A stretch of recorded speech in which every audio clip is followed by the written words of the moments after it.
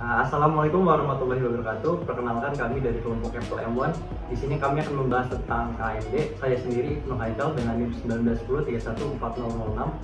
Nama saya Alvito Danis dengan NIM 1910314031. Nama saya Rangga Wijaya dengan NIM 1910314010. Nama saya Dengki Trisaputro dengan NIM 1910314015. Nah, jadi kali ini kita akan membahas tentang AMD.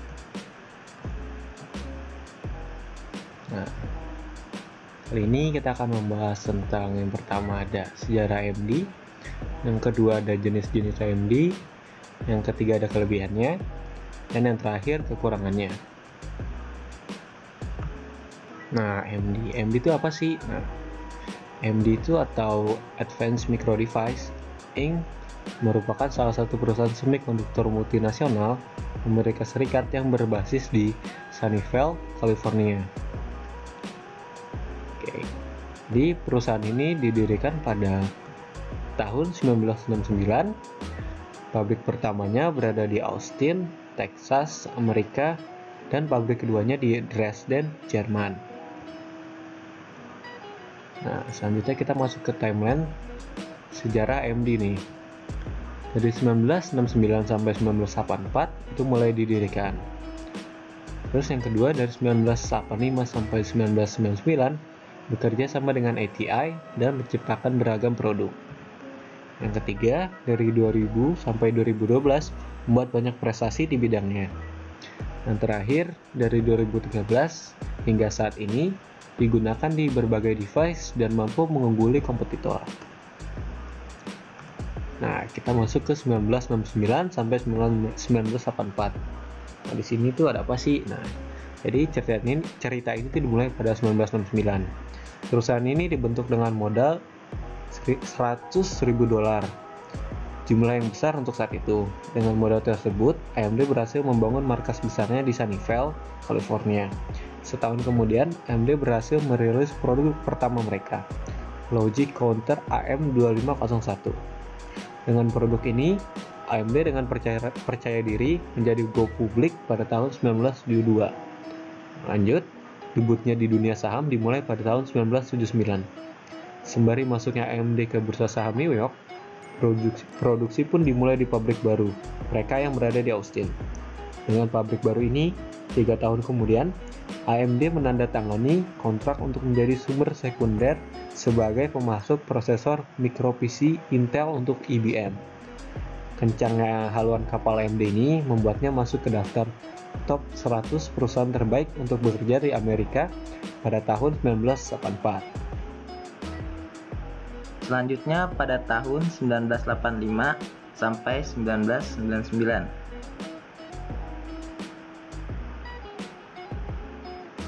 Pada tahun ini prestasi AMD pun tiada berhenti mengalir. Kali ini di tahun 1985 AMD masuk ke Fortune 500 untuk pertama kalinya.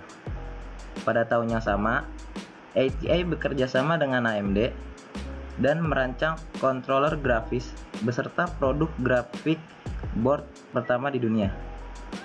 Setahun kemudian, ATI menantangi kontrak besar dengan Commodore Business Machine untuk menyuplai 7.000 chip per minggunya.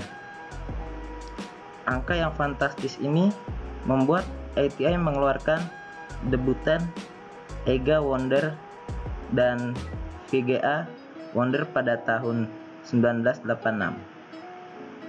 Di tahun yang sama, AMD mengakuisisi Monolithic Memories. Dengan menguasai perusahaan ini, kini AMD ikut masuk ke bisnis logic yang dapat diprogram.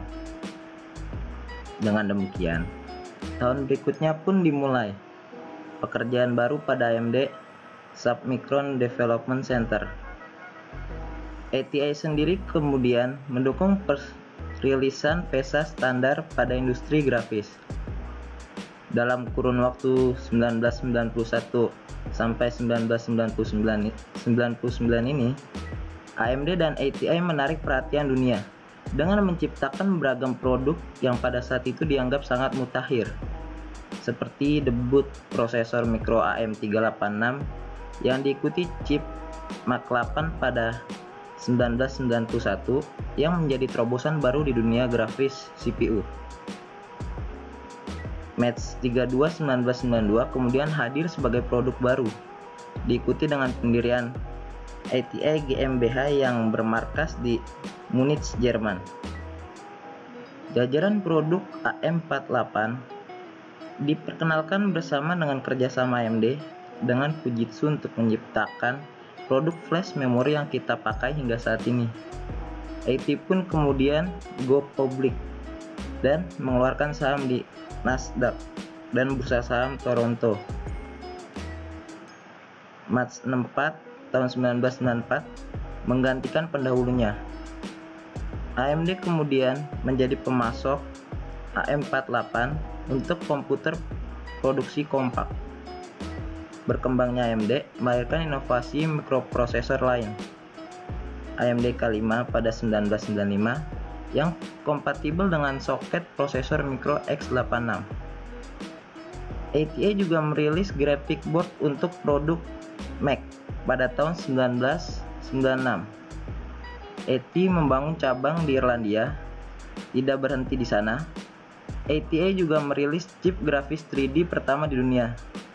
Di tahun ini, AMD mengakuisisi perusahaan lain lagi, kali ini NextGen yang dibelinya. Komputer murah diperkenalkan pada tahun 1997. Harga komputer saat itu ada di bawah $1.000 berkat produk AMD K6. Dengan diperkenalkan teknologi DVD, ATA menjadi perusahaan pertama yang memproduksi hardware yang mendukung teknologi tersebut. ATA berhasil mengirim chip AGP yang ke-10 juta ke pasaran pada tahun 1998. Prosesor generasi ke-7 AMD Athlon menjadi prosesor untuk komputasi Microsoft dan Windows pada tahun 1999 dan menjadi titik penting kemajuan AMD yang begitu pesat. Selanjutnya tahun 2000 hingga tahun 2012. Memasuki abad ke-21 ini, AMD seperti kesurupan ketika merilis produknya. Lihat saja bagaimana AMD Athlon menjadi prosesor pertama dengan clock speed 1 GHz pada tahun 2000. Beberapa produk lain juga diperkenalkan pada tahun ini, seperti prosesor AMD K6, K62, dan debut ATA Radeon. Tahun 2001, AMD merilis Athlon MP sebagai platform multiprosesor milik AMD yang pertama. Teknologi Hyper Transport yang dirilis juga digunakan oleh beberapa perusahaan besar macam Apple, Cisco, Nvidia, dan lainnya. Tahun berikutnya, jajaran produk Radeon baru keluar dengan seri Radeon 9700 Pro yang mendukung DirectX 9. Segala prestasi dalam kurun 2003 hingga 2011 pun cukup membanggakan, dengan puncaknya pada tahun 2012. Pada tahun itu, AMD menjadi perusahaan pertama yang mengumumkan kalau mereka akan mendesain proses dengan mengadopsi teknologi 64-bit ARM untuk pangsa pasar yang berbeda. Pada tahun-tahun inilah semakin terlihat bagaimana teknologi rancangan AMD menjadi begitu penting di industri grafis komputer. Terakhir pada tahun 2013 hingga saat ini. Saat ini teknologi AMD banyak digunakan pada sederet nama konsol game dan hiburan rumah lainnya. Produk seperti Xbox One, PS4, dan Wii U adalah bukti saya betapa eksisnya AMD saat ini. Kesuksesan di dunia komputer juga diikuti dengan digunakannya AMD Fire Pro pada produk Apple yang spesifik. Tidak hanya itu, belum ditutup tahun 2013, AMD sudah meluncurkan Optron X Series Prosesor ini digadang-gadang sebagai prosesor dengan inti berukuran kecil, tapi memiliki performa yang sangat optimal. Dengan spek terjang lebih dari 4 dekade, AMD sudah menunjukkan bagaimana komitmen perusahaan terhadap industri grafis dan prosesor saat ini.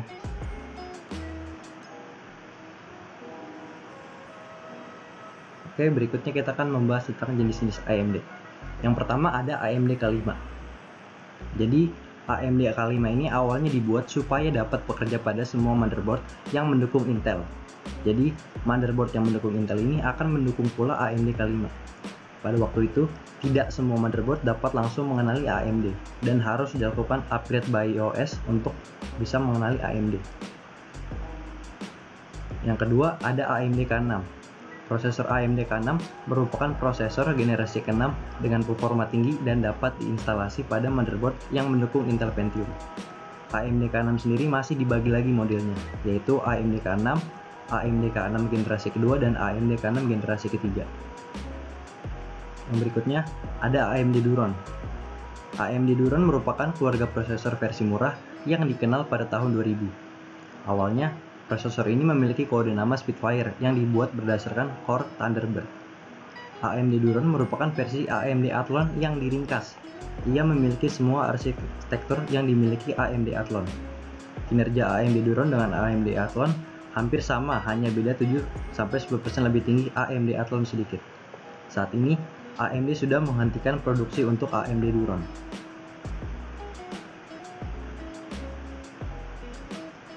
Yang berikutnya ada AMD Athlon. AMD Athlon merupakan pengganti dari mikroprosesor seri AMD K6. Prosesor ini merupakan aksi comeback dari AMD ke pasar industri mikroprosesor high-end, dan AMD ini menggeser Intel sebagai pemimpin pasar industri mikroprosesor. Prosesor ini mengungguli Intel Pentium 3 Katmai dan baru dapat didekati oleh Intel Pentium 3 Coppermine. Fitur lainnya prosesor ini adalah AMD Athlon dapat dijadikan prosesor untuk sistem multiprosesor seperti halnya prosesor generasi ke-6 Intel, yaitu P6, dengan menggunakan chipset AMD 750MP atau Iron Gate.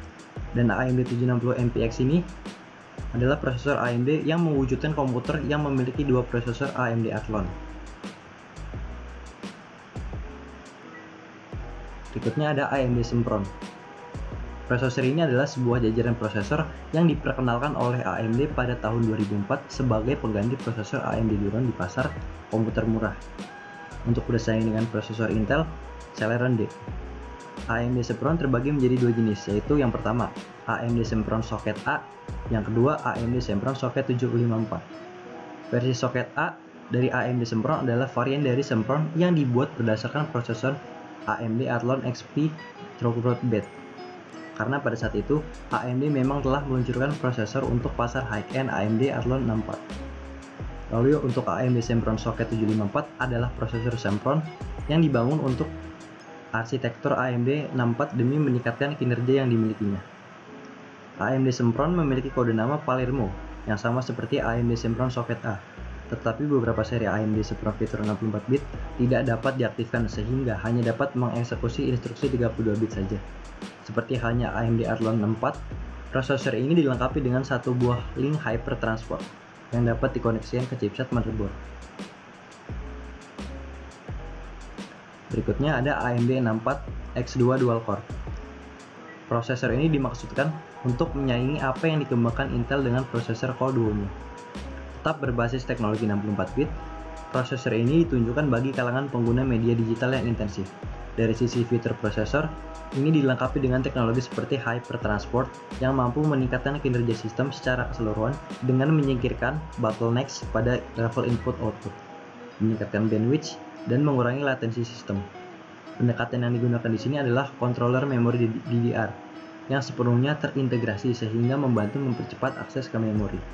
Dengan menyediakan jalur dari prosesor langsung ke memori utama, hasilnya bisa menikmati loading aplikasi yang lebih cepat dari performa aplikasi yang lebih meningkat. Saya akan melanjutkan jenis-jenis AMD. Selanjutnya ada AMD Opteron. Prosesor ini untuk menandingi prosesor Intel Xeon di pasar workstation dan Titanium di pasar high-end. Dibanding Intel Xeon yang berbasis mikroarsitektur Intel Netburst, AMD Opteron ini dapat dibilang menang telak dilihat dari kinerja yang ditunjukkan tiap watt yang digunakan, tapi belum dapat menandingi efisiensi prosesor Intel Itanium. Selanjutnya ada AMD Phenom. AMD Phenom diluncurkan untuk menjawab permintaan pasar dan fansnya. Kemunculan ini sekaligus memanaskan kembali persaingan dengan rivalnya yang sudah terlebih dahulu meluncurkan prosesor berinti 6. Bersamaan dengan peluncuran perdana dua varian Phenom 2X6 yaitu 1055T dan 1090T, AMD juga mengenalkan chipset baru yakni 890GX atau FX untuk menemani Phenom 2X6 ini. Selanjutnya ada AMD Thurion. AMD Thurion memiliki 64 bit dengan daya konsumsi rendah. AMD jenis ini mendapatkan nama sandi K8L. AMD Thurion 64 dan AMD Thurion 64X2 Ultra bersaing keras dengan prosesor Intel. Ada jenis lainnya yaitu Thurion Ultra 2 dan Thurion 2, prosesor AMD Zamora, AMD Greyhound, AMD dengan seri quad-core. Selanjutnya AMD Zambezi. AMD Zambezi merupakan generasi terbaru prosesor AMD yang dibuat berdasarkan arsitektur bulldozer atau 32nm. Akan menantang head-to-head dengan prosesor Intel Core i7 seri 9000. AMD Zambezi menyertakan teknologi Turbo Core 2.0 dan akan bernaung di bawah jajaran merek FX series. Sampai saat ini, AMD tidak bisa menyaingi performa Intel Core i7, tapi berniat untuk bertarung kembali dengan cara merilis prosesor Zambezi seri bulldozer.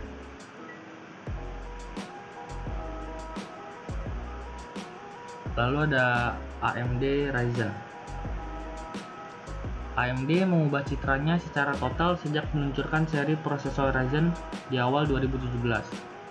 Semua permasalahan AMD yang dinilai boros daya, cepat panas, dan performanya melempam ketika suhu panas akhirnya teratasi sejak AMD menemukan desain mikroarsitektur baru yang dinamai Zen.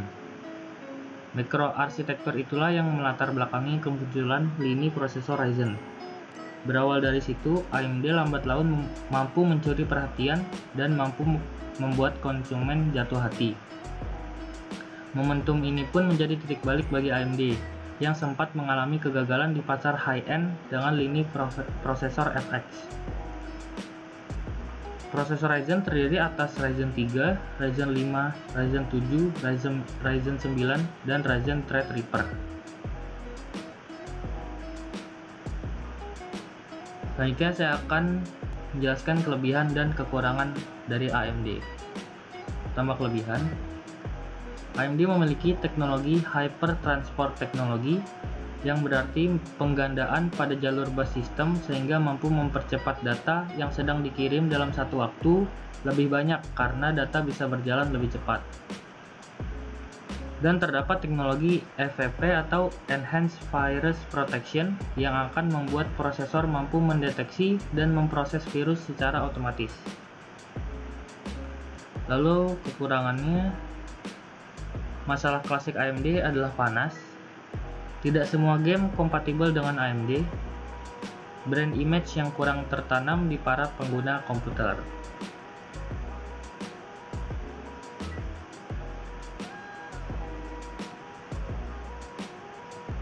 Lalu, kelebihan AMD mempunyai integrated memory controller, memungkinkan prosesor untuk melakukan pengaksesan memori langsung. Namun memiliki kekurangan beberapa aplikasi secara khusus ditulis untuk secara optimal untuk digunakan dengan prosesor AMD. Segitu saja dari kelompok kami. Terima kasih atas perhatiannya, semoga ilmunya bermanfaat.